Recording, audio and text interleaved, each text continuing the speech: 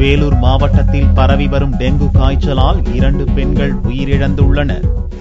வேலூர் மாவட்டம் அரியூர் பகுதியைச் சேர்ந்த செல்வகுமாரின் மனைவி சுஜி கடந்த சில நாட்களாக காய்ச்சலால் பாதிக்கப்பட்டு சிகிச்சை பெற்று வந்தார். தனியார் மருத்துவமனையில் சிகிச்சை பெற்று வந்த அவருக்கு டெங்கு காய்ச்சல் இருப்பது உறுதி செய்யப்பட்டது. இதனால் சுஜி வேலூர் சிஎம்சி மருத்துவமனைக்கு அனுப்பி வைக்கப்பட்டார். அங்கு அவர் சிகிச்சை பலனளிக்காமல் உயிரிழந்தார். இதனிடையே அரியூர் பகுதியில் தேங்கியுள்ள கழிவு நீரால் கொசுக்களின் உற்பத்தி அதிகரித்து டெங்கு காய்ச்சல் பரவுவதாக புகார் எழுந்துள்ளது. கடந்த வாரம் டெங்கு பாதிப்பால் அப்பகுதியைச் சேர்ந்த சித்ரா என்ற பெண்ணும் பலியானதாக அப்பகுதி மக்கள் தெரிவித்தனர். கொசு தொல்லை நிறைய இருக்குது சார். காவ தண்ணி மொத்தம் ஏரி உள்ள பின்னாடி விட்டுறாங்க. அந்த லைன் ஃபுல்லா நாங்க தான் இருக்கிறோம்.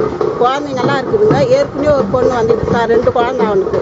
அந்த பெண்மணிக்கு 2 பையன். அந்த பொண்ணு இப்படியே தான் ஜுரத்தில் செத்துருச்சுங்க. சிஎம்சியில் தான் போயிட்டு இப்போ 2வது இந்த பொண்ணு செத்து இருக்குதுங்க.